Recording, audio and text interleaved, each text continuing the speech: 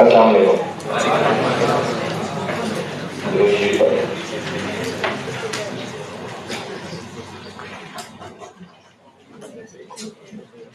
सवाल दिया था क्वेश्चन नंबर 8 का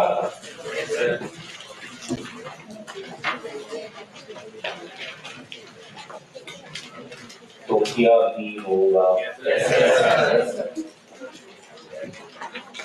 क्या होना चाहिए था। फिक्स कॉस्ट वेरिएबल कॉस्ट की तमीज करने के लिए हम कॉन्टेक्स्ट देख रहे हैं एक पीरियड का, जो कि साल भी हो सकता है, महीना भी हो सकता है। ये पीरियड है, वो खर्चा जिसका ताल्लुक इस पीरियड से है बस, यानी इस पीरियड का रेंट, इस पीरियड की सैलरी वो फिक्स है। लेकिन जिस खर्चे का ताल्लुक इस पीरियड में होने वाली किसी एक्टिविटी से है तो फिर वो वेरिएबल है। जैसे डायरेक्ट मटेरियल, ये क्यों वेरिएबल है? प्रोडक्शन होनी है तो डायरेक्ट मटेरियल कॉस्ट आनी है। जितनी ज्यादा प्रोडक्शन होनी है उतनी ज्यादा टोटल डायरेक्ट मटेरियल कॉस्ट आनी है। कम प्रोडक्शन होनी है तो टोटल मटेरियल कॉस्ट कम होनी है, तो वेरिएबल है। फ्यूल, ये फ्यूल कंजम्पशन से देखें, ज्यादा फ्यूल कंज्यूम होना है टोटल फ्यूल कॉस्ट ज्यादा बनेगी, कम फ्यूल कंज्यूम होगा टोटल फ्यूल कॉस्ट कम बनेगी। और इलेक्ट्रिसिटी वेरिएबल है, इसका ताल्लुक एक्टिविटी से, इलेक्ट्रिसिटी यूज से है। ज्यादा इलेक्ट्रिसिटी यूज होगी टोटल इलेक्ट्रिसिटी। और ये जो वेरिएबल और फिक्स का कॉन्सेप्ट है ना, ये एक पीरियड को सामने रखते हुए बैठता। वरना अगर आप कहें कि 2021 में रेंट और था, 22 में और है, 23 में और है, तो वेरिएबल हो गए नहीं। फॉर द पीरियड 2022 रेंट किसी एक्टिविटी से लेंगे नहीं, फॉर द पीरियड है बस रेंट, ये फिक्स कॉस्ट होती है। उसके अलावा जैसे जैसे आगे चलते जाएंगे ना, ये होगा इंशाल्लाह और बेहतर होगा। फिर भी अभी कोशिश तो चलो मैंने की है। फिक्स्ड और वेरिएबल कॉस्ट में कोई कंफ्यूजन है तो बताइए। जो मुझे लगता है कंफ्यूजन हो सकती है वो मैं दोहरा देता हूँ। इसमें बात तक कंफ्यूजन होती है कि जो मैंने सवाल लिखाया था उसमें मैंने कहा था कि फ्यूल 200 रुपए पर लीटर, पता नहीं शायद 200 बोला था। तो अब उसमें कंफ्यूजन ये हो सकती है कि ये तो सिर्फ 200 पर लीटर ही है, थोड़े डलवाएं ज्यादा डलवाएं, 200 पर लीटर ही है, तो फिक्स हो गया। ये जो फिक्स और वेरिएबल है ना, ये टोटल फॉर द पीरियड का कॉस्ट। पर यूनिट वेरिएबल तो एक कांस्टेंट चीज ही होगी।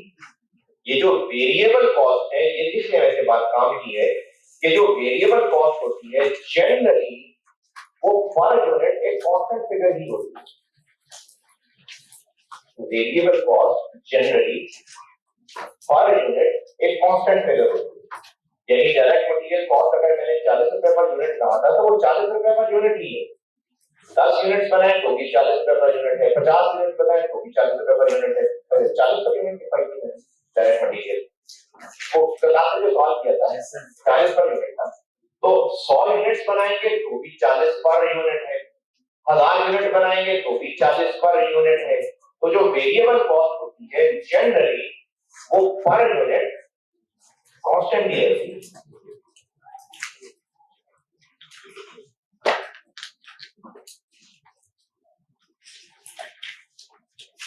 उसको वेरिएबल इसलिए कहते हैं कि वो एक एक्टिविटी से लिंक है और फॉर द पीरियड अगर वो एक्टिविटी और ज्यादा हुई होती तो ये टोटल कॉस्ट और ज्यादा हो गई होती। अगर ये एक्टिविटी कम हुई होती तो ये total cost for the period और कम हो गई होती। इसलिए इसको वेरिएबल कहते हैं क्योंकि एक्टिविटी के साथ लेके वेरी करते हैं। Variable cost generally per unit एक कांस्टेंट चीज है। इसको वेरिएबल इसलिए कहते हैं, वेरिएबल वेरीड नहीं, वेरिएबल कि ये एक्टिविटी से लिंक है। उस पीरियड में अगर एक्टिविटी और ज्यादा हुई होती तो ये टोटल और ज्यादा हो जाता, अगर एक्टिविटी कम हुई होती तो ये टोटल कम हो जाता। जैसे मैंने जो एक फॉर द ईयर का सवाल क्लास में लिखाया था उसमें फ्यूल कॉस्ट 200 रुपए पर लीटर थी। ये वेरिएबल इसलिए है कि उस साल में इस्तेमाल हुए थे 2500 लीटर, अगर ज्यादा हुए होते तो ये total cost 3 lakh fuel cost 5 lakh. अगर ज्यादा लीटर इस्तेमाल हो गए होते तो ये टोटल 5 लाख से और ज्यादा आ रही होती, कम लीटर इस्तेमाल हुए होते तो 5 लाख से कम आ रही होती, इसलिए इसको वेरिएबल कॉस्ट कहते हैं। जबकि एक्टिविटी होती ना होती, कम होती ज्यादा होती, रेंट उतना ही होता, सैलरी उतनी ही होती, इसलिए उसको फिक्स कहते हैं। तो ये जो फिक्स्ड और वेरिएबल का फर्क है ये एक्टिविटी से रिलेट करके बात होती है। समझ आ रही है बात? क्वेश्चन नंबर 8 में जो मसले हो सकते हैं मैं रिपीट कर देता हूं, फिर आपने जो पूछा वो पूछिएगा। एक बिजनेस का कैंटीन डिपार्टमेंट है और वो उस बिजनेस के एम्प्लॉइज को 30 रुपए का खाना बेचता है, पर मील 30 रुपए का वो बेचता है। अब पूछा ये था कि इस डिपार्टमेंट की वेरिएबल कॉस्ट, फिक्स कॉस्ट और सेल्स बताना। तो अगर उसने पूरे साल में 77,500 खाने बेचे तो टोटल सेल्स कैसे निकालेंगे? मल्टीप्लाई बाय 30 रुपए टोटल सेल्स निकल आएंगे। वेरिएबल कॉस्ट ढूंढनी पड़ेगी खर्चों में से। फूड कॉस्ट 12.6 पर मील दी है, वेरिएबल है फिक्स है, वेरिएबल है। वेजेस 8.7 पर मील है, वेरिएबल है। तो इनको टोटल तक पहुंचाने के लिए क्या करें? 77,500 मील से मल्टीप्लाई कर देंगे। डेप्रिसिएशन कह रहे हैं फिक्स है। यूटिलिटीज, अच्छा ये यूटिलिटीज नीचे दी हुई है, ऊपर बताई हुई इनकी थोड़ी सी हेल्पिंग इंफॉर्मेशन, नीचे टोटल फॉर द ईयर दी। जैसे आप अगर फूड कॉस्ट 12.6 77,500 से मल्टीप्लाई करें तो ये वेरिएबल ही थी। वेजेस 8.7 को 77,500 से मल्टीप्लाई करें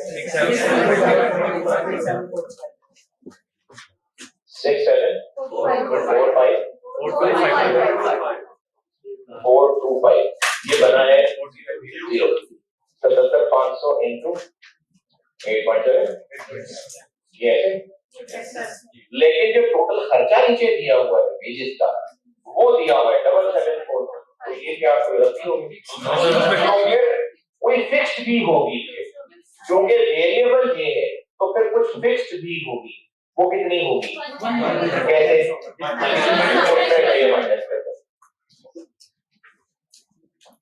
वेजेस सब लोगों से हो गया? सच्ची? यार मैं बहुत मुतासिर होता जा रहा हूँ आप लोगों से, मैं बहुत खुश हूँ आप लोगों से। तो सर्टिफिकेट नहीं मिला यार, मैं पास हो जाना था। वास्तव आप तो बाहर से आए हैं, कूलिंग ठीक है? आप सही है सर। मेरे ख्याल में पहली क्लास में अच्छी थी, उसके बाद तो गर्मी में इतनी टाइम नहीं होता है, पूरा उसे शोर हो जाएगा। ठीक है कूलिंग?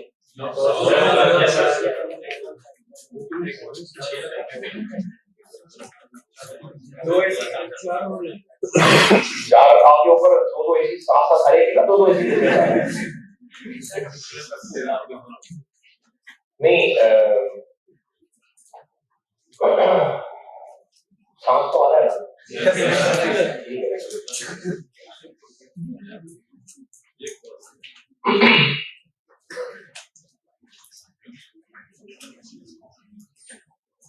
अच्छा जी, डेप्रिसिएशन 25,000 के बारे में ऊपर ही बता दिया था कि ये तो फिक्स ही है सारी, तो ये 25,000 सब फिक्स है। यूटिलिटीज ऊपर कहा था कि वेरिएबल पोर्शन जो है ना वो सेल्स का 6% है, तो अब ये 6% ऑफ सेल है, टोटल तक कैसे पहुंचे? 6% इनटू सेल, तो उसका आंसर क्या आएगा? तो क्या होगा? वो यूटिलिटीज होगी जो वेरिएबल है, कुछ फिक्स भी हो सकती है, वो कैसे पता चलेगी? 168 में से माइनस। यार ये सबसे होगी ये बात? नहीं हुआ ना? आप भी नहीं समझ आ रहे हो। सही है। इसी तरह से मेंटेनेंस भी है कि जो 3% ऑफ सेल्स लगा के आंसर आएगा वो वेरिएबल मेंटेनेंस कॉस्ट है, लेकिन टोटल जो दी है वो ज्यादा है, तो फिर वो क्यों ज्यादा है? हो सकता है तो फिक्स मेंटेनेंस भी हो। अच्छा, फिक्स मेंटेनेंस कॉस्ट या फिक्स यूटिलिटीज होंगी क्यों? फिक्स मेंटेनेंस की मिसाल ऐसे समझ लीजिए कि ये मेंटेनेंस होती होगी मशीनरीज की, तो एक तो होगी कि जो मशीनें जितनी ज्यादा इस्तेमाल होंगी मेंटेनेंस उतनी ज्यादा होगी। कुछ ऐसी भी हो सकती हैं कि वो हर साल होती है, यानी एक एनुअल स्केड्यूल्ड सफाई होती हो, तो वो फिक्स कॉस्ट हो जाएगी फॉर द ईयर। ये मशीनें चलती हैं या ना चलती, साल में एक दफा उनकी प्लान मेंटेनेंस सफाई होती, वो हो सकता है फिक्स मेंटेनेंस हो। देखिए मशीनें बाइक जिनके पास हो, बाइक जितनी ज्यादा चलाएंगे उतनी ही जल्दी ट्यूनिंग वगैरह करवानी पड़ेगी। लेकिन अगर आप बाइक बिल्कुल ही ना चलाएं, फिर भी साल में एक दफा शायद उसकी सर्विस करवानी पड़ जाए। गाड़ी की मिसाल लेता हूं, जितनी ज्यादा गाड़ी चलाएंगे उतनी ज्यादा मेंटेनेंस करानी पड़ेगी। फिर भी हो सकता है साल बाद चाहे गाड़ी चले ना चले उसका फिल्टर शायद चेंज करवाना पड़ ही जाए, ये फिक्स तरह की मेंटेनेंस कॉस्ट हो। तो सवाल में इसको कैसे पहचानेंगे? उन्होंने लिखा है ब्रैकेट में वेरिएबल पोर्शन, तो इससे क्या पता चल रहा है ये कुछ फिक्स भी हो सकता है। तो इसके जो नीचे टोटल खर्चे दिए हुए हैं उनमें से ये वेरिएबल यूटिलिटीज और मेंटेनेंस वेरिएबल माइनस कर देंगे तो बाकी फिर फिक्स्ड मेंटेनेंस और फिक्स्ड यूटिलिटी करते हैं। और इंश्योरेंस कह दिया सारी फिक्स। आपने और जो भी पूछना है पूछें। सर अगर वेरिएबल पोर्शन अगर ज्यादा आ जाए नहीं हो सकता, ऐसा नहीं हो सकता। टोटल खर्चा देखिए, खर्चा या फिक्स होगा या वेरिएबल होगा, ये लास्ट क्लास में ये बात थी ना कि क्लासिफिकेशन वेरिएबल है या फिक्स है। तो अगर वेरिएबल इतनी है तो या तो फिक्स होगी या नहीं होगी, टोटल वेरिएबल से कम भी हो सकती है। ये वेरिएबल कॉस्ट वेजेस 8.7 मल्टीप्लाई किया तो 10,500 से तो 674 आ गया। टोटल वेजेस इससे कम कैसे हो सकते? या तो फिक्स नहीं होंगी तो बस यही वेजेस हैं, या तो 2-4 सुपरवाइजर भी रखे होंगे तो वेजेस कॉस्ट और बढ़ जाएगी ना, तो इससे कम नहीं हो सकता था। और बताइए आपने जो पूछा है। ये जैसे यूटिलिटीज और मेंटेनेंस का variable portion 6% of sale, second impact हम 94% ऑफ सेल। सेकंड इम्पैक्ट वाली बात हम एटलीस्ट तो नहीं कर रहे, तो सेकंड इम्पैक्ट आपने पूछा है, उसने वेरिएबल पोर्शन को एक स्पेसिफाई कर दिया है। उसने कहा कि ये जो टोटल मेंटेनेंस आपको लिखा नजर आ रहा है ना, वन कितना है मेंटेनेंस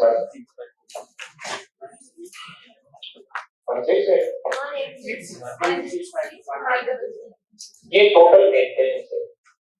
इसमें कुछ वेरिएबल खर्चे भी हैं और कुछ फिक्स खर्चे भी हैं। उसने कहा इसमें जो वेरिएबल मेंटेनेंस खर्चे हैं ना वो इतने हैं कि आप सेल्स पे 6% लगा लें 3%, तो जो आंसर आए वो ये। अच्छा ये जो लिखा हुआ है ना सेल्स का 3%, इसका ये मतलब है कि टोटल सेल्स में से 3% मेंटेनेंस है और बाकी सेल्स उसमें से नहीं है, वो तो एक चीज को रिलेट किया गया है। जैसे अगर कहें कि ये जो इस वक्त क्लास में स्टूडेंट बैठे हुए हैं, क्लास में इस वक्त जितने स्टूडेंट्स बैठे हुए हैं, जंगल में जितने बंदर हैं ये उनके 10% के बराबर है। तो इसका मतलब है उन बंदरों में से 10% आगे बैठे हैं, वो 10% ऑफ ऑल बंदर्स के बराबर है। तो ये तो जस्ट एक रिलेशनशिप है कि उसका जो आंसर निकलेगा बस इतने ही बच्चे बैठे हैं। तो ये जो कहा है ना 3% ऑफ सेल्स मेंटेनेंस है, इसका मतलब ये नहीं है कि सेल्स में से 3% मेंटेनेंस है तो बाकी सेल्स है, नहीं, ये जस्ट एक रिलेशन बनाया है। तो इसकी मेंटेनेंस वेरिएबल की अमाउंट निकलेगी जब आप इसके ऊपर 3% लगाएंगे, जो आंसर आ जाएगा 750। तो मेंटेनेंस में कुछ खर्चे वेरिएबल होते होंगे, कुछ फिक्स्ड होते होंगे, तो आपको टोटल पता है, वेरिएबल कैलकुलेट कर दिए तो बाकी फिक्स्ड होंगे। जी और जी सर अगर ऊपर वेट्स में पर वीक बजाय टोटल कॉस्ट दे दो फिर आप नहीं, ऊपर जो लिस्ट है ना वो इनके बारे में जरूरी इंफॉर्मेशन दी है। खर्चों का टोटल फॉर द ईयर नीचे वाली लिस्ट में बताया है। अगर ऊपर वेजेस में पर वीक ना होगा टोटल कॉस्ट फिर हम उसको फिक्स कॉस्ट ना शामिल करते नहीं, देखो मेरी बात करें, क्वेश्चन 8 में एक ऊपर लिस्ट ऑफ आइटम्स है और एक नीचे लिस्ट ऑफ आइटम्स। ये जो नीचे लिस्ट ऑफ आइटम्स है ना, ये उन्होंने टोटल फॉर द ईयर खर्चे बताए during the year 2018। Total 77,500 meals were served and costs were। तो ये नीचे वाली लिस्ट क्या है? ये फॉर द ईयर की टोटल कॉस्ट बताएंगे। अब इनमें से कौन सी वेरिएबल है, कौन सी फिक्स्ड है, इसके लिए आपको जो उन्होंने इंस्ट्रक्शंस देनी थी वो ऊपर वाली लिस्ट में दी। तो ऊपर वाली लिस्ट में इंस्ट्रक्शंस हैं जिनको यूज करके आपने नीचे वाली लिस्ट में से पहचानना है कि इसमें वेरिएबल खर्चा कौन सा, फिक्स्ड कौन सा। तो ऊपर लिस्ट में नहीं हो सकता था वेजेस टोटल दी होगी, नहीं क्यों दी होगी, वो तो नीचे दी हुई है, उसके लिए इंस्ट्रक्शंस ऊपर दी है। चलिए अगर जनरली देखा जाए तो जो वेजिस है कौन है जनरली बात ही देखो, पर आपको देखो नहीं तो जो वेजिस है ये फिक्स्ड कॉस्ट में आते हैं या वेरिएबल? अभी थोड़ी देर तक इसका जवाब मिल जाएगा, अभी थोड़ी देर तक। तो जो टोटल वाला हमें खैर वो ज्यादा पहले पूछता था ये।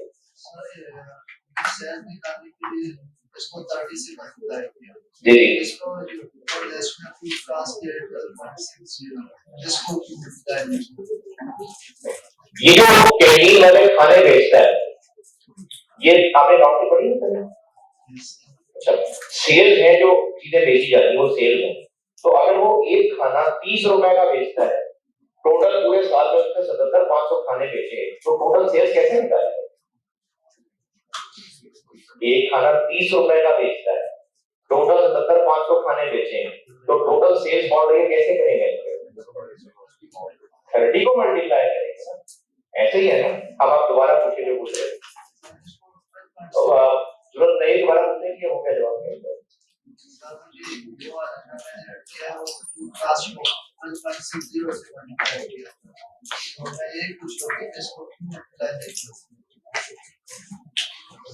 आप कह रहे हैं कि 77,500 को आपने 12.6 से मल्टीप्लाई किया और उससे क्या कैलकुलेट किया? क्यों किया?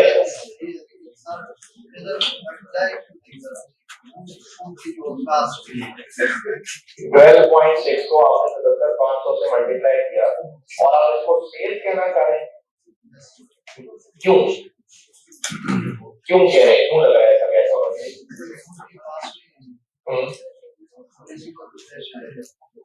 अच्छा अच्छा अच्छा अच्छा, बाकी लोग भी सुनिए, भी हो रहा है, बाकी को भी बताओ।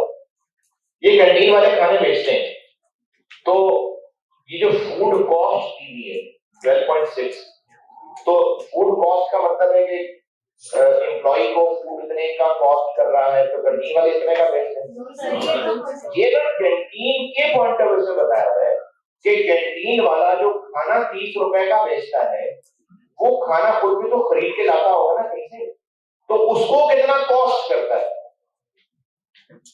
कैंटीन वाला अगर बिरयानी का डब्बा बेच रहा है, तो उस बिरयानी को उसने कहीं से खरीदा तो है ना, तो वो उस कैंटीन वाले को 12.6 का मिल रहा है, आगे फिर वो 30 रुपए का बेच रहा है, तो ये कैंटीन वाले के लिए फूड कॉस्ट है। जी आप इधर से आगे करना कोई जी सर जो नीचे टोटल है हम इसे इस तरह तो नीचे टोटल किधर फॉर द ईयर, अच्छा जो खर्चों की लिस्ट है। अच्छा सर इसे हम इस तरह तो नहीं सेपरेट करेंगे कि वेरिएबल कॉस्ट फिक्स्ड कॉस्ट, ये नीचे वाला इनमें से हो सकता है कोई सिर्फ फिक्स्ड हो सकता है इनमें से कोई सिर्फ वेरिएबल हो सकता है इनमें से कोई ऐसा हो जिसमें कुछ खर्चे वेरिएबल हो, कुछ खर्चे फिक्स्ड हो। स्टार्ट ऑफ द नहीं कर सकते, शुरू से हम देखते था कि ये वेरिएबल है। आप इस लिस्ट में से कह रहे हैं कि कोई एक नाम या तो सिर्फ फिक्स में लिखेंगे या वेरिएबल में लिखेंगे, ये पूछ रहे हैं। जैसे पहले हमने क्वेश्चन देखा तो हम इसे देख के कह रहे हैं कि फिक्स्ड फूड कॉस्ट है, वेरिएबल कॉस्ट है या वेजेस ऐसे फिक्स्ड कॉस्ट है, ये इस तरह पहले तो नहीं ऐसे करने के इसमें। अच्छा मैं भी थोड़ी देर तक मैं कुछ और बातें बता दूंगा, तो फिर उसके बाद हो सकता है आपके सवाल का आंसर मिल जाए, नहीं मिला तो दोबारा पूछिएगा। चलिए आगे चलते हैं कि और सवाल हो सकता है मेरे आगे बताने से क्लियर हो जाए। मैंने आपको ये जो कॉस्ट की टाइप्स बता रहा था बिहेवियर के एतबार से, बिहेवियर से बड़ा ये है कि जैसे किसी का कोई बिहेवियर होता है कि अच्छा बिहेवियर है बुरा बिहेवियर है, तो वो किसी चीज के रिएक्शन नहीं होता है ना। तो ये कॉस्ट ऑफ बिहेवियर का मतलब है कि एक्टिविटी के साथ ये कैसे बिहेव करेगा। एक्टिविटी कम होगी तो क्या बिहेवियर है, एक्टिविटी ज्यादा होगी तो क्या बिहेवियर है। लेकिन ये नाम इंपॉर्टेंट नहीं है कि विद रिस्पेक्ट टू बिहेवियर, बस आपके लिए इतना काफी है जानना कि वेरिएबल कॉस्ट क्या होती है, फिक्स्ड कॉस्ट क्या होती है। तो मैंने इस प्राइस विद रिस्पेक्ट टू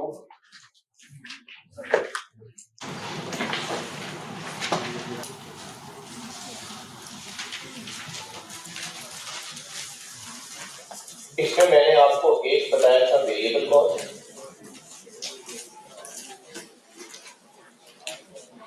एक बताया था फिक्स्ड कॉस्ट, और ये समझाए भी थे।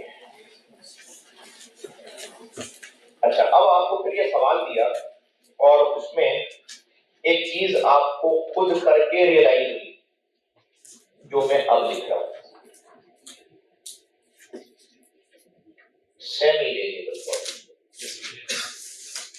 कुछ आइटम ऐसी होती हैं जिसमें दोनों कंपोनेंट्स पाए जाएंगे, कुछ खर्चे बाय नेचर ऐसे होंगे कि उनमें दोनों पोर्शन हो सकते हैं, इसको सेमी वेरिएबल कॉस्ट है। लेकिन आप अगले चैप्टर में जाके सीखेंगे कि हमने इसको भी ना तोड़ अल्टीमेटली देना ही है। ये मैंने आपसे सवाल से करवाना था। अब इस सवाल में ये क्या किया जाए, हाँ, तो आगे चल के हमने इनको तोड़ ही देने नहीं है, यानी इन द एंड वेरिएबल और फिक्स्ड ही रह जाना है। तो ये नाम की हद तक जरूर है, वरना अल्टीमेटली इसको तोड़ वेरिएबल और फिक्स्ड में ही देना है। तो ऐसा खर्चा जिसमें फिक्स्ड और वेरिएबल दोनों पोर्शन हो सकते हैं उसको सेमी वेरिएबल कॉस्ट कहते हैं। सेमी वेरिएबल कॉस्ट वो कॉस्ट है जिसमें फिक्स्ड और वेरिएबल दोनों पोर्शंस होते हैं।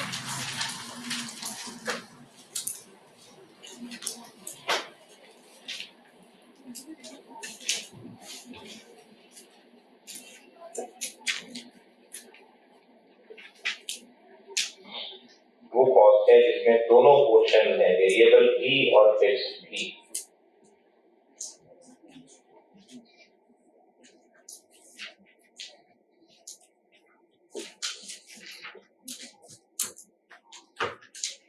इसकी एक एग्जांपल, सेल्समैन को कहा है कि तुम्हारी सैलरी है, इसकी एक एग्जांपल बता रहा हूं।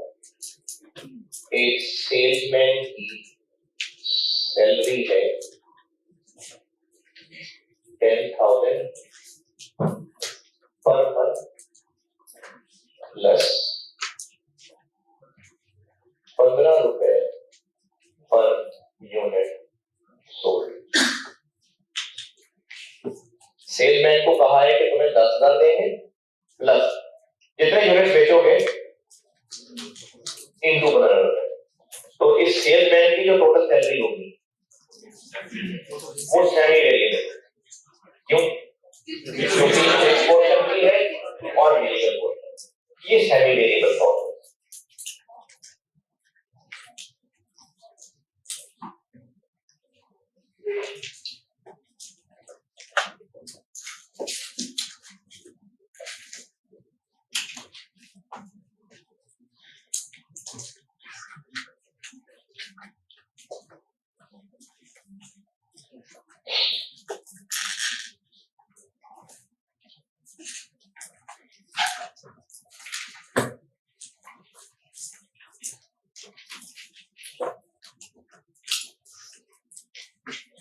तो ये जो मेंटेनेंस कॉस्ट थी, हो सकता है कि जिस फर्म से हमने कॉन्ट्रैक्ट किया हो कि आपने हमारी साल में पूरी मशीनों की मेंटेनेंस आपने संभालनी है, उनको आउटसोर्स कर दी। हो सकता है उन लोगों ने कहा हो कि हम आपसे साल में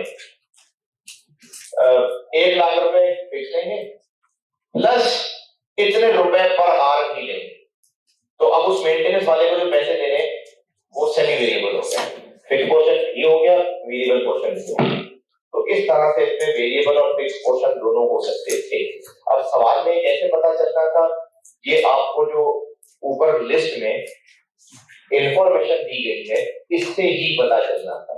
जैसे आपने फूड कॉस्ट कैलकुलेट करके देखी और वो 976,500 ही बनी, तो इसका मतलब वो है सारी वेरिएबल। और जब वेजेस कैलकुलेट करके देखी तो वो इससे कम बनी, तो इसका मतलब था कि इसमें कुछ फिक्स भी होगी। जी आप बताएंगे सवाल, ठीक है। वैसे तो ज्यादातर ऐसे ही होगा कि मैं आपको चीज सारी सिखा के ही होमवर्क दूंगा, लेकिन फिर भी कुछ छोटी छोटी चीजें हो सकती हैं जो आपको होमवर्क में खुद मैं चाहता हूँ कि आपके सामने आए। ज्यादा नहीं होगा ऐसा, ज्यादातर सिखा के दिया करूंगा। तो इसलिए मेरी पढ़ाई की स्ट्रेटेजी में क्लास होमवर्क सब शामिल है। एक और चीज है जो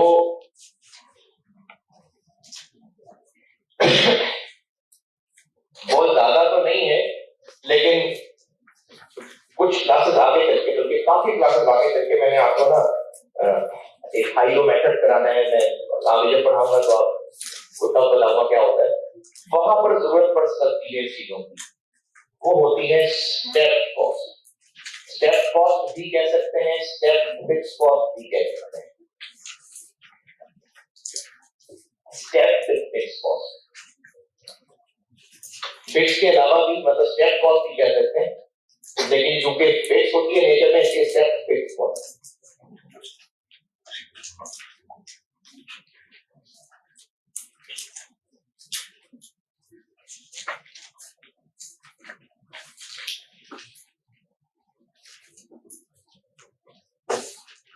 इकोनॉमिक्स पढ़ेंगे?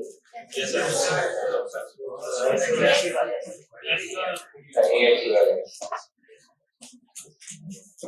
चलिए, बचपन में कहीं किसी ना किसी लेवल पे तो शायद ग्राफ बनाए ही हो। ग्राफ से समझ एक चीज समझाता हूँ, अगर समझ आ गई तो ठीक है, नहीं तो इग्नोर डिलीट कर दूंगा, मैं मिटा दूंगा यहाँ से। ऐसी समझाने में हेल्प है, वरना अगर ना समझ आए तो फिर क्या फायदा सेल का। टोटल कॉस्ट और activity, variable cost. Zero activity होगी तो वेरिएबल कॉस्ट टोटल जीरो होगी, एक्टिविटी बढ़ती जाएगी तो वेरिएबल टोटल कॉस्ट बढ़ती जाएगी। एक्टिविटी बढ़ती जाएगी, कॉस्ट बढ़ती जाएगी।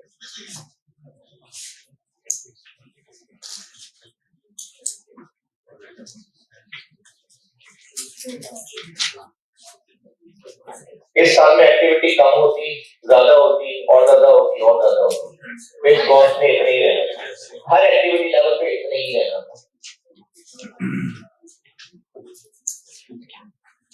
अगर ये ग्राफ से कुछ बात समझ आ रही है तो मैं आगे बताता रहने देना। ग्राफ ठीक है?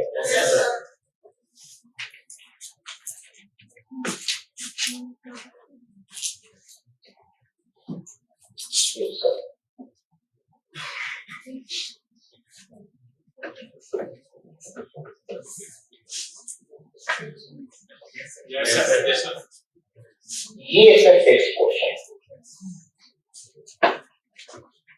यानी जितनी मर्जी एक्टिविटी हो, उस सेल्समैन को 10,000 तो देनी है।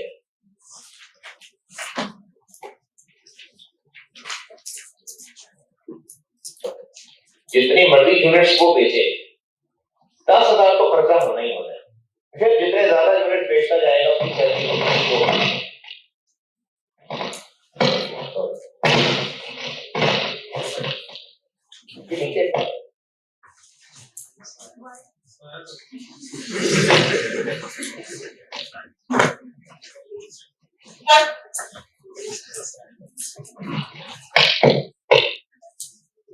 वो स्पीकर के करीब आने, हाँ ये बैटरी का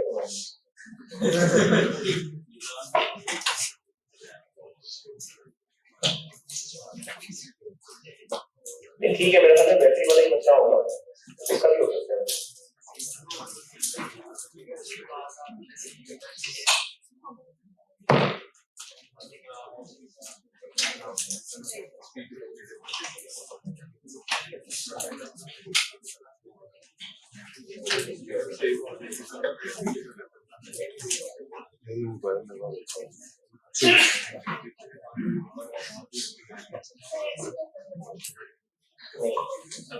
सैलरी मतलब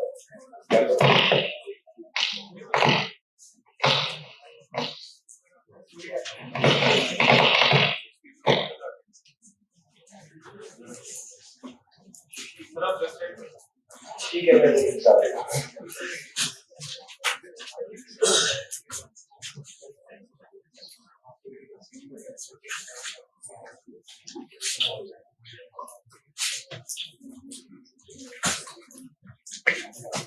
सेमी वेरिएबल कर रहा हूं।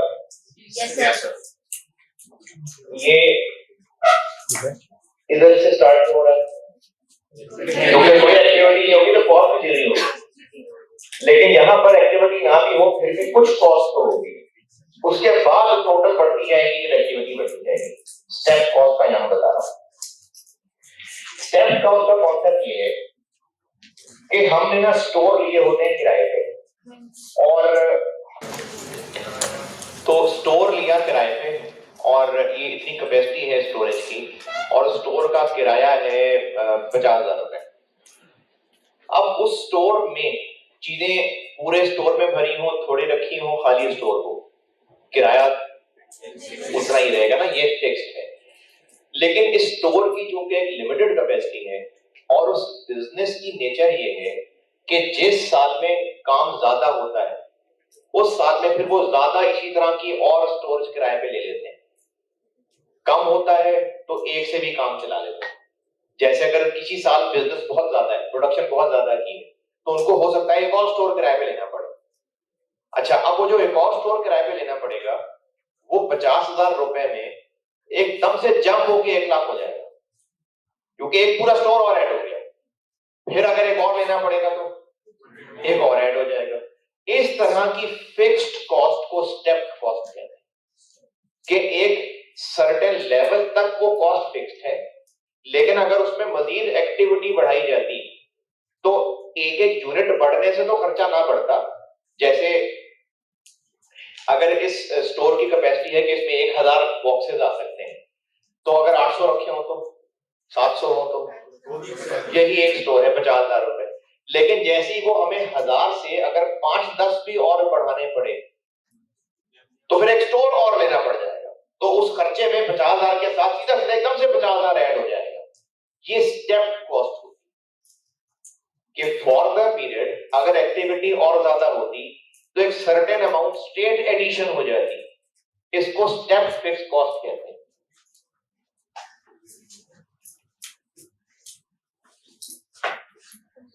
कि इतने यूनिट्स तक स्टोरेज में एक ही स्टोर रहता, अगर उस साल और यूनिट स्टोर करने होते तो मैं एक और स्टोर लेना पड़ जाता, हमारा रेंट एकदम से ऊपर जंप कर जाता, total rent for the year 50 से एकदम से 1 लाख हो जाता।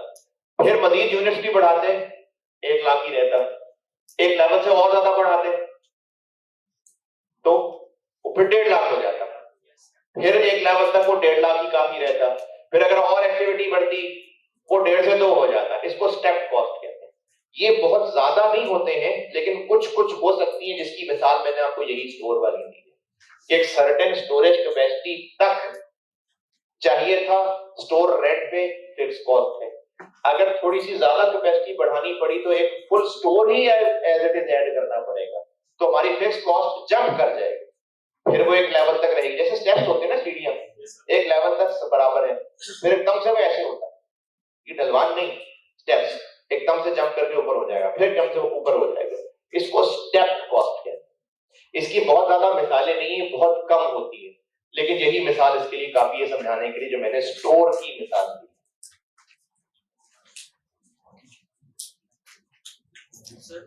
जी एक स्टोर पर इस रेंट इंक्रीज हो रहा है ईयर टू ईयर, वो स्टेप में कंसीडर होगा नहीं। अच्छा, सवाल ये पूछा स्टूडेंट ने कि एक ही स्टोर है किराए पे, 2020 में उसका किराया 50,000 था, 2021 में 55,000 हो गया, 2022 में 60,000 हो गया। ये स्टेप कॉस्ट नहीं है। ये जो step cost, variable cost, fix cost, ये सारी discussion he for a period है। हम सिर्फ अगर 2022 की बात कर रहे हैं तो बस सिर्फ 2022 की बात कर रहे हैं कि इस 2022 को सामने रखते हुए ये खर्चा फिक्स्ड है कि वेरिएबल है। अब स्टोर का रेंट, क्योंकि स्टोर हम बढ़ा सकते थे और ज्यादा। अच्छा, ये चीज स्टूडेंट को डायरेक्टली नहीं पता चलेगी, ये स्टूडेंट डायरेक्टली नहीं सोच सकता। स्टूडेंट को सवाल में डेटा बताएंगे तो स्टूडेंट को पता चलना है कि ये स्टेप कॉस्ट है। जिस तरह सुपरवाइजर की सैलरी फिक्स्ड है, वेरिएबल है। सुपरवाइजर की सैलरी फिक्स्ड है, ये तो क्लियरली पता चल रहा है ना। अब आपको ये बात सवाल वाला बताएगा कि हम एक सुपरवाइजर 10 लोगों के लिए रखते हैं, जैसे जैसे वर्कर्स बढ़ाने पड़ते हैं एक एक सुपरवाइजर और ऐड करना पड़ता है। अब ये क्या है, अब ये step cost, step fix cost करती है। तो स्टेप कॉस्ट स्टूडेंट डायरेक्टली नहीं पहचान सकता, उसको इसी तरह की वर्डिंग मिलेगी तो वो पहचानेगा। ठीक है, चलो एक और मिसाल भी बता दी सुपरवाइजर वाली। तो ये स्टोर वाली मिसाल और सुपरवाइजर वाली मिसाल लिख लें, ये स्टेप कॉस्ट है, लेकिन ये स्टूडेंट डायरेक्टली नहीं पहचान सकेगा। ये कहानी सवाल में होगी तो पहचाने, लेकिन वो जो सवाल था स्टूडेंट का, ये फैसला एक साल कंपेयर विद दूसरा साल नहीं है। ये ऐसा नहीं है कि 2021 में रेंट इतना था, 22 में इतना हो गया तो ये स्टेप फिक्स है, नहीं। ये फॉर अ गिवन पीरियड सारी बात होगी। अगर 2022 की बात हो रही है तो सिर्फ 2022 की बात हो रही है कि वो जो 2022 में बिल्डिंग का रेंट है वो एक फिक्स कॉस्ट है। वो जो 2022 में लेबर की कॉस्ट थी वो एक लेबर की वेरिएबल कॉस्ट थी। क्यों? क्योंकि अगर उसी साल में और ज्यादा काम कराया होता तो लेबर कॉस्ट टोटल और ज्यादा हो जाती, कम काम कराया होता तो टोटल लेबर कॉस्ट कम हो जाती, इसलिए ये वेरिएबल है। तो ये variable, fix, semi variable, step, ये सारी discussions for a given period होती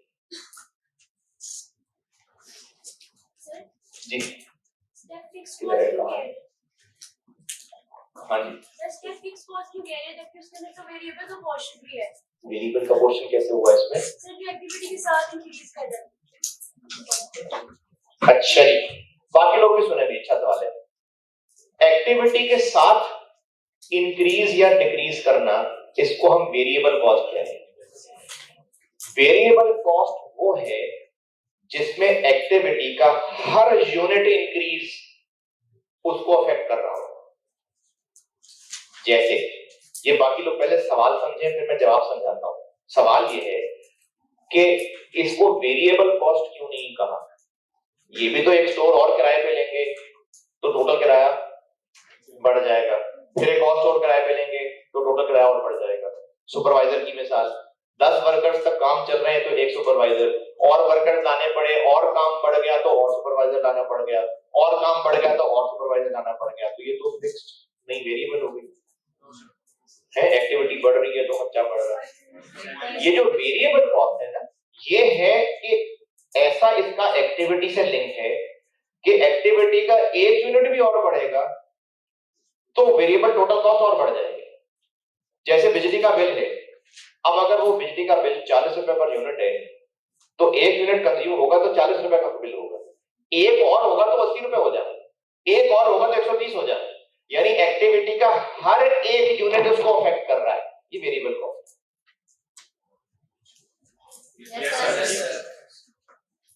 की बात है। तो वेरिएबल कॉस्ट और स्टेप कॉस्ट, फर्क ये है कि स्टेप कॉस्ट एक सर्टेन लेवल तक ऐसे ही रहनी है, फिर उससे बढ़ना है जब दम से जंप करनी है, जबकि वेरिएबल कॉस्ट हर नया यूनिट ऐड होगा तो खर्चा टोटल और बढ़ जाएगा। ये फर्क है वेरिएबल और स्टेप कॉस्ट के अंदर। तो वेरिएबल कॉस्ट वो है जिसमें हर नया यूनिट खर्चा को बढ़ा देगा, जब एक्टिविटी का हर यूनिट खर्चे को बढ़ाएगा, ये वेरिएबल खर्चा है। अच्छा, मैंने मिसाल, मुझे लगता है मैंने आप लोगों को बता दी थी, अकाउंटिंग पढ़े हुए लोगों की बात कर रहा हूं। आर्स मेथड या यूनिट्स मेथड के तहत डेप्रिसिएशन निकली हुई है तो वो वेरिएबल है। क्यों वेरिएबल है? क्योंकि अगर एक आर भी और यूज होता तो डेप्रिसिएशन और बढ़ जाती, एक आर और यूज होता डेप्रिसिएशन और बढ़ जाती, इसलिए ये वेरिएबल खर्चा है। और स्ट्रेट लाइन डेप्रिसिएशन क्योंकि उस साल की फिगर वो उतनी ही है, चाहे मशीन ज्यादा यूज हो चाहे कम यूज हो, तो इसलिए स्टेप कॉस्ट और वेरिएबल कॉस्ट का फर्क है। Yes sir. क्वेश्चन नंबर 6 में आए। अच्छा, मैं ये बेसिक पे 4-5 दिन तो लगा रहा हूँ कोशिश, अभी मैंने आपको परसेंटेज कैलकुलेशन भी रिवाइज करा दी है। ये सारी मेहनत इसलिए कि आप कॉस्ट में चल जाए, इनमें जो कमी रह जाएगी ना उस पर मायूस नहीं होना, बस चलना शुरू कर देना, बेहतरी होती जाएगी साथ साथ। क्वेश्चन नंबर इसमें 6 पे आ जाएगी। जैसे फैक्ट्री ओवरहेड होते हैं वो हमेशा फिक्स कॉस्ट होते हैं। बिल्कुल नहीं। हमने कॉस्ट के टाइप पढ़ी थी, एक direct material, direct labour, FOH, और फिर उन्हीं सारे खर्चों को एक और तरीके से जब बांटा तो वेरिएबल, फिक्स्ड, सेमी वेरिएबल। लेकिन ये जो सेमी वेरिएबल है ना, ये अल्टीमेटली रहनी कुछ नहीं है, ये किस में टूट जानी है, फिक्स्ड और वेरिएबल। तो बात फिर फिक्स्ड और वेरिएबल की रह जानी है। और step fixed cost, step fixed cost fixed है, तो इसलिए एंड में फिक्स्ड और वेरिएबल ही रह जाया करेगा। तो इसलिए मेरी बात वेरिएबल फिक्स्ड की हो रही है। अच्छा, वही सारे खर्चे अगर एक तरह से देखें तो direct material, direct labour, FOH है, और एक और नजरिए से देखें तो फिक्स्ड है और वेरिएबल है। तो जैसे आप सब स्टूडेंट्स में अगर जेंडर पॉइंट ऑफ व्यू से देखें, मेल फीमेल, इन्हीं लोगों में एएफसी पढ़े हुए, पीआरसी पढ़े हुए, तो जब इसी पॉपुलेशन को एएफसी पीआरसी के एतबार से बात कर रहे हैं तो दो टाइप्स हो गई, और इन्हीं 100 लोगों में से जब जेंडर की बात कर रहे हैं तो मेल और फीमेल हो गए। अच्छा, वो जो मेल फीमेल थे, जब उन्हीं को पीआरसी एएफसी के पॉइंट ऑफ व्यू से देखेंगे तो उन्हीं लोगों की बात होगी। तो वो जो मेल था हो सकता है वो एएफसी वाले में भी फॉल कर रहा हो, वो जो फीमेल थी हो सकता है वो एएफसी वाले में भी फॉल कर रहा हो, या एएफसी पीआरसी और कॉम होगी, इन्हीं की बात होगी। तो इसी तरह फैक्ट्री के सारे खर्चे या तो एक तरफ से देखें तो direct material, direct labour, FOH है, और एक और नजर से देखें तो फिक्स्ड है और वेरिएबल है। अच्छा, डायरेक्ट मटेरियल और डायरेक्ट लेबर वेरिएबल ही होते हैं। क्यों? क्योंकि वो प्रोडक्शन से डायरेक्टली लिंक्ड है, पर यूनिट है, ज्यादा प्रोडक्शन होगी तो टोटल मटेरियल, टोटल लेबर ज्यादा ही लगेगा, इसलिए वो वेरिएबल भी होते हैं। और जो एफओएच है उनमें फिक्स्ड भी हो सकते हैं, उनमें वेरिएबल भी हो सकते हैं। जैसे फ्यूल कॉस्ट डायरेक्ट मटेरियल है, डायरेक्ट लेबर है कि एफओएच है? फ्यूल कॉस्ट एफओएच है, और अगर वेरिएबल फिक्स देखें तो वेरिएबल है। Straight line method depreciation fixed variable देखें तो फिक्स्ड है, और direct material, direct labour, FOH देखें तो एफओएच। तो एफओएच में वेरिएबल फिक्स दोनों हो सकते हैं, और ये अगले चैप्टर में तोड़ेंगे भी हम लोग चल के इसको, वेरिएबल फिक्स। चलें इन्हीं क्वेश्चन में क्वेश्चन 6 पे आ जाए। क्वेश्चन नंबर 6,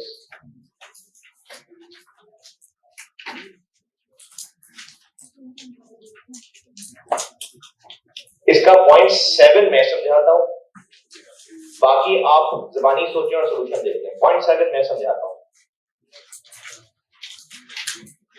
इन्हीं बेसिक कॉन्सेप्ट्स में क्वेश्चन नंबर 6 पॉइंट 7 मैं समझाता हूं, बाकी 6 आप देखिए, ज़बानी पहचानें और सॉल्यूशन देख लें कि आप सही सोच रहे थे कि नहीं।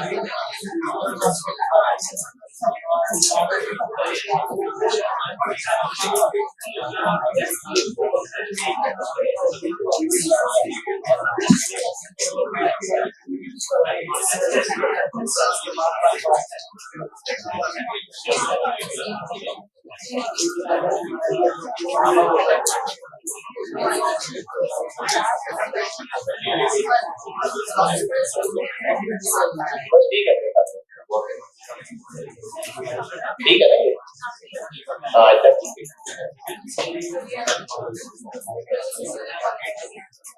तो आपने लिखा हुआ ही देखना है, एक ग्रे कलर थोड़ी देर में लिखा हुआ ही देखना। सही है, कोई सवाल? जी नहीं, 7 तो मैंने नहीं बताया, वहाँ नहीं बताया। अच्छा ठीक है, तो और उससे पहले जो बात कर रहा था ठीक है,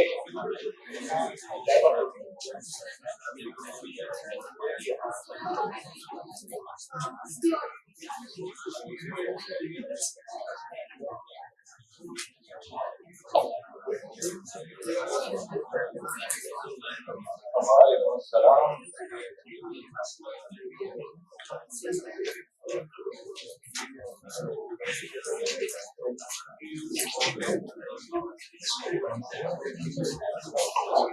पॉइंट नंबर 1 सेमी वेरिएबल, ये तो भी मैं पहले भी मिसाल दे चुका था। पॉइंट नंबर 2 वेरिएबल है, पर आज उसको पैसे नहीं है, जितने आज काम करेगा टोटल उतने पैसे मिलेंगे। पॉइंट नंबर 3 ये भी मिसाल दी थी, स्टेप कॉस्ट है। पॉइंट 4 मंथली सैलरी है, फिक्स्ड है। Direct material cost. ये जो पॉइंट 6 है ना, इसमें कहानी तो कोई नहीं लिखी। वैसे तो कॉस्ट में उम्मीद नहीं है कि आपको ऐसा सवाल पूछे जैसा ये सवाल है, लेकिन पूछ भी सकते हैं, पूछ सकते हैं। जिस खर्चे के बारे में क्लियरली पता चल रहा है कि वो वेरिएबल है, वो वेरिएबल है। जिसमें क्लियरली पता चल रहा है स्टेप्ड है, फिक्स्ड है, वो स्टेप्ड और फिक्स्ड है। जिसमें क्लियरली आप दावे से नहीं कह सकते ना, वो सेमी वेरिएबल है। जैसे इलेक्ट्रिसिटी है, तो अगर इसको एक business factory point of view से देखें तो जितनी ज्यादा वर्किंग होगी, जैसे ये कॉलेज की मिसाल लेते हैं, जब क्लासेस होती हैं, ये जो फरवरी और अगस्त और चलो थोड़ा सा मार्च और सितंबर भी, जब ये क्लासेस नहीं हो रही होती हैं, तो उन महीनों में बिल कम होगा ना या जीरो होगा? जीरो क्यों नहीं होगा? क्योंकि क्लासेस इस कॉलेज की एक्टिविटी है। लेकिन अगर क्लासेस नहीं भी हैं, फिर भी गार्ड ने तो लाइट जलानी है, रिसेप्शन तो बहरहाल खुली होगी, तो इसलिए कुछ खर्चे फिर भी बहरहाल हो ही रहे होंगे। तो इसलिए इलेक्ट्रिसिटी बाय नेचर ये सेमी वेरिएबल खर्चा है। तो इसलिए अगर ऐसा सवाल एग्जाम में टेस्ट हो गया जैसा ये है, चांसेस कम है कॉस्ट में, लेकिन हो सकता है, तो वो खर्चा जो फिक्स्ड, वेरिएबल और स्टेप पक्का पक्का क्लियरली पता चल रहा है, वो स्टेप फिक्स्ड और वेरिएबल है, नहीं तो वो सेमी वेरिएबल। तो इसलिए point number 6 semi variable. Point number 7 समझ रहे हैं, ये स्टेप है कि वेरिएबल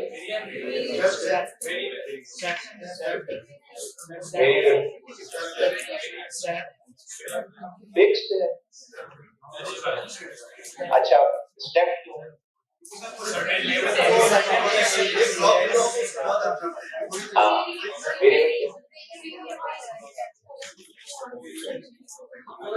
लेकिन 2000 तक तो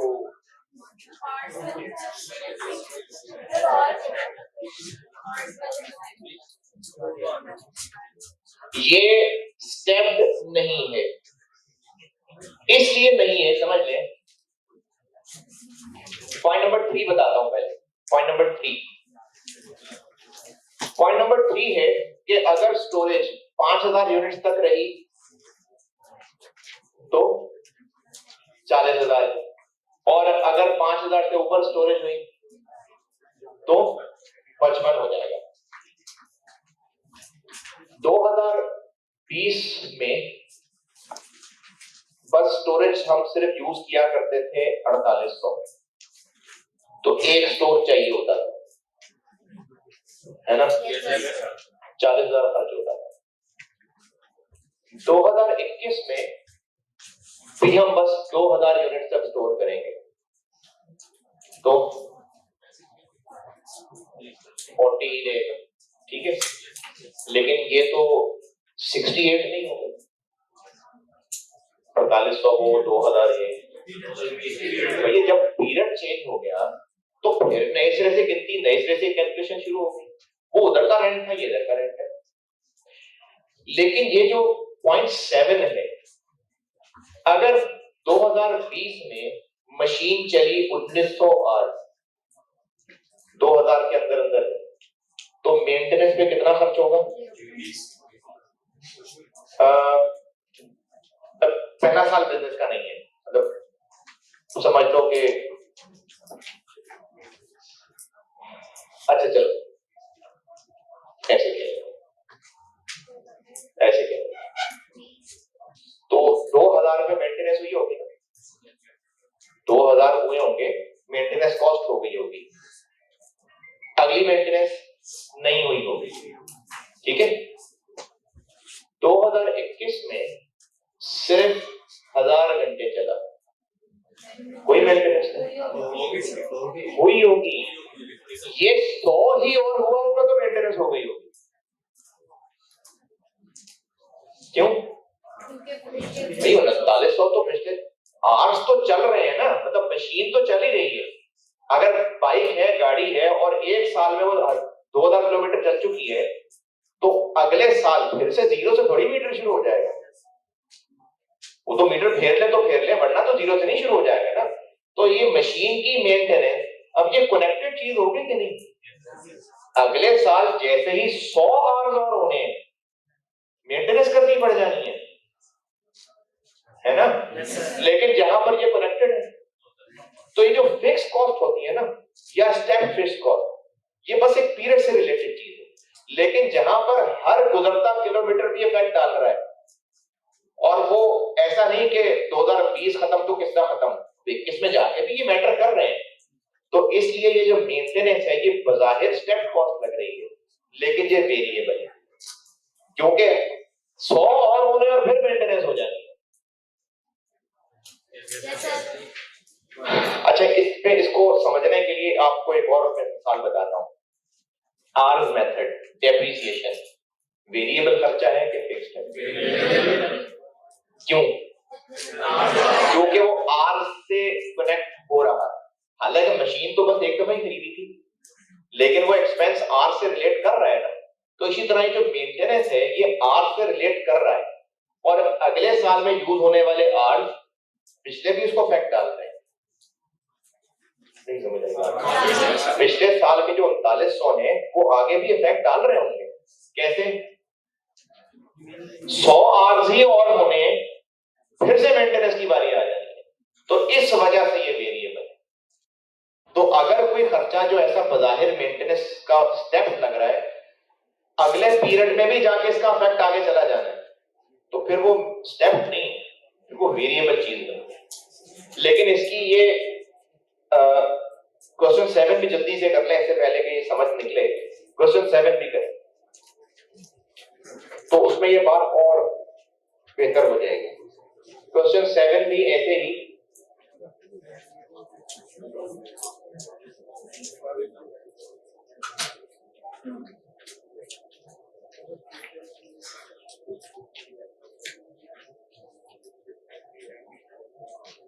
बल्कि नहीं, ये ना जल्दी जल्दी में नहीं करें, ये तसल्ली से होमवर्क करिएगा। ये मेरे क्लास के सामने कलमात नहीं है, क्लास अभी चल रही है। सिर्फ मैंने ये कहा है कि इस सवाल को आराम से तसल्ली से होमवर्क के तौर पर करिएगा। क्वेश्चन नंबर 7,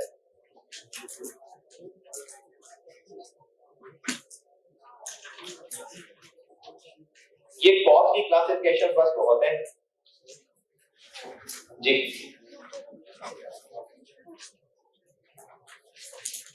ऊपर वाली मिसाल कौन सी? वो stepped fix cost, stepped fix cost.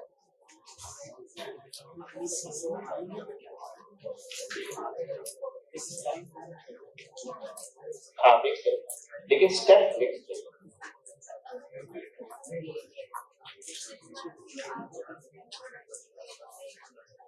ये नहीं, स्टेप फिक्स कॉस्ट इस डिटेल से पता चल रहा है। अच्छा, ये स्टेप कॉस्ट वाला पॉइंट समझिएगा, एक सवाल है, बाकी भी सुनिए।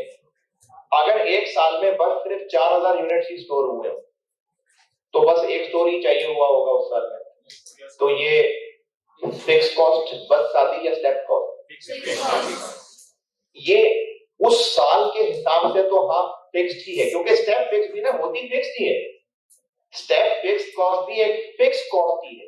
लेकिन अगर उसको सिर्फ इस एंगल से देखा जाए कि अगर और एक्टिविटी हुई होती तो एक और अमाउंट ऐड हो जाती, फिर और होती तो एक और अमाउंट जंप कर जाती, ये स्टेप फिक्स कॉस्ट बन जाए।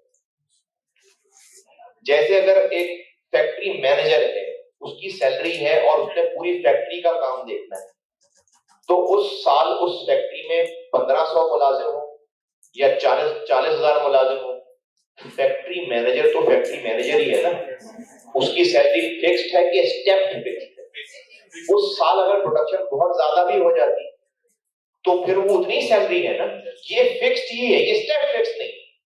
लेकिन उस साल सुपरवाइजर की सैलरीज स्टेप इसलिए है कि उस साल बेशक वो 10 सुपरवाइजर ही हो, लेकिन अगर उस साल काम ज्यादा हुआ होता तो सुपरवाइजर और ऐड करना पड़ जाता, तो ये by nature step fix cost.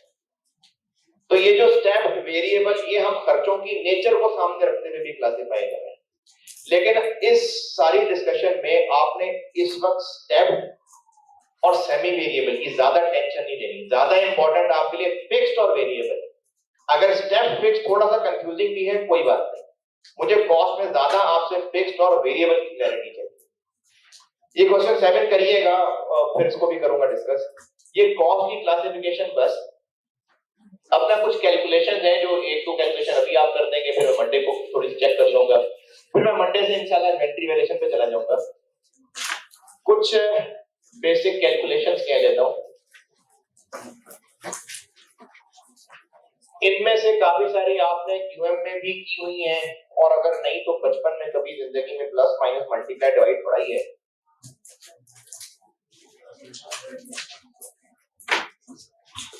तो इसमें मैं अपने इन बेसिक कैलकुलेशंस को पढ़ाने में बांट लेता हूं। एक चीज मैं आपसे सिर्फ परसेंटेज कैलकुलेशंस जरा चेक कर लूं,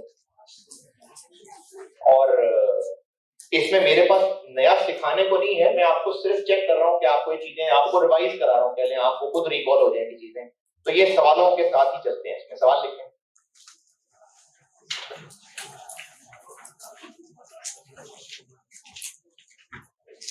total sales for the year, total sales for the year,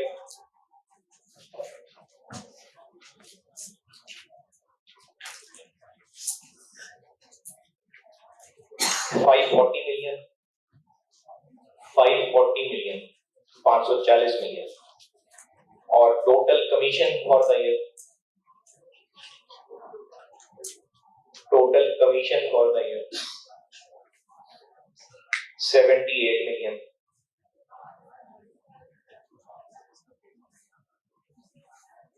आप बताइए कि कमीशन कितने परसेंट ऑफ सेल्स है?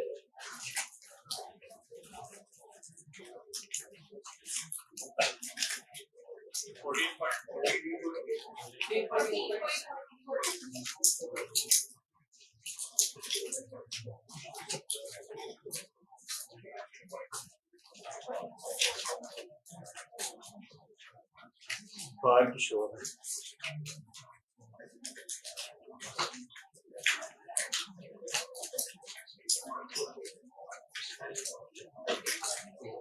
बहुत ज्यादा है। एक बच्चे जो बात है कर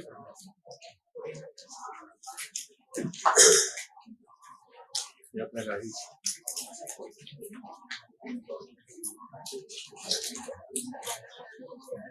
बेटा, ये आप खुसर खुसर भी कर रहे हैं ना, शोर बन रहा है, अगर आप आवाज।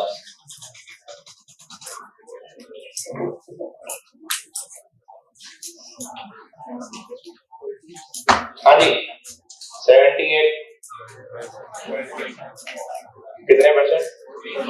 14 पॉइंट और आसान था, ये है कॉस्ट सारी।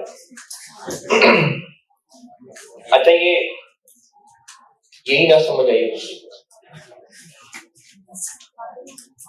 अगर किसी को भी समझ नहीं है तो वो क्लास से फारिग होकर ना मर जाएगा। 14.4%। एक और लिखें सवाल।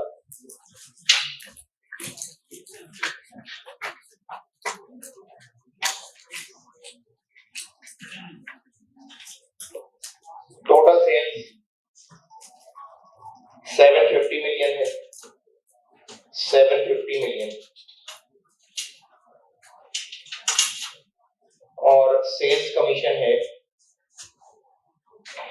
12% ऑफ सेल्स, 12% ऑफ सेल्स। बताएं कमीशन कितनी? 90।